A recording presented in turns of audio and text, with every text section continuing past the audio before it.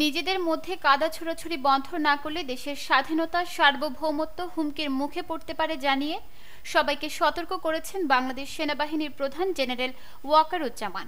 আজ রাজধানীর রাওয়া ক্লাবে 2009 সালের পিলখানা হত্যাকাণ্ডের শহীদদের স্মরণে আয়োজিত এক বিশেষ অনুষ্ঠানে তিনি এই কথা বলেন।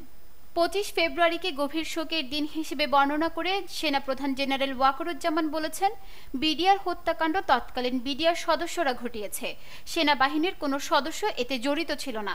এই বিষয়ে কোনো যদি বা কিন্তু থাকা উচিত নয়। যদি আপনি এটা প্রশ্ন করেন তবে আপনি গত 16-17 বছর ধরে চলমান বিচার প্রক্রিয়াকে বিঘ্নিত করতে পারেন। দোষী ব্যক্তিরা তাদের প্রাপ্য শাস্তি পেয়েছে। তিনি আরও জানান, নৌবাহিনী ও বিমান বাহিনীও একই ধরনের পর্যালোচনা প্রক্রিয়া চালিয়ে যাচ্ছে। তবে তিনি পরিষ্কারভাবে বলেন, যাদের অপরাধ প্রমাণিত হবে তাদের জন্য কোনো ছাড় থাকবে না। এটি একটি শৃঙ্খলাবদ্ধ বাহিনী এবং এটি শৃঙ্খলাবদ্ধ থাকতে হবে। সেনাপ্রধান বলেন, আইন শৃঙ্খলা পরিস্থিতি খারাপের পেছনে কিছু কারণ আছে। প্রথম কারণ, আমরা নিজেরা হানাহানিতে ব্যস্ত। আমরা একজন আরেকজনের বিরুদ্ধে বিষোদ্গারে ব্যস্ত। এটা অপরাধীদের জন্য চমৎকার সুযোগ। আমরা ঐক্যবদ্ধ থাকলে, একত্রিত থাকলে এ পরিস্থিতি মোকাবেলা করা সম্ভব। তিনি বলেন, police, RAB, BGB, DGFI, NSI অতীতে খারাপ কাজের সঙ্গে ভালো কাজও করেছে। দেশ যে এত বছর স্থিতিশীল ছিল এটার কারণ হচ্ছে সশস্ত্র বাহিনীর সদস্য ও সিভিলিয়ান সবাই মিলে প্রতিষ্ঠানগুলোকে ইফেক্টিভ রেখেছে। সেজন্য এতদিন সুন্দর পরিবেশ পেয়েছি।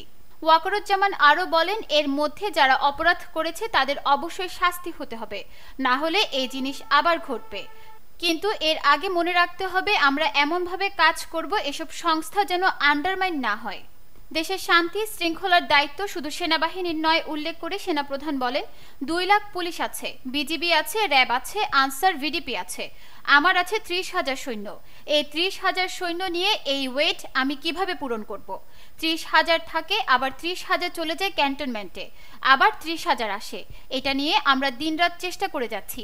বিপরীতমুখী কাজ করলে দেশে কখনো শান্তি শৃঙ্খলা আসবে না। জিনিসটা আপনাদের মনে রাখতে হবে। নিউজ ডেস্ক, দৈনিক পূর্বকোণ।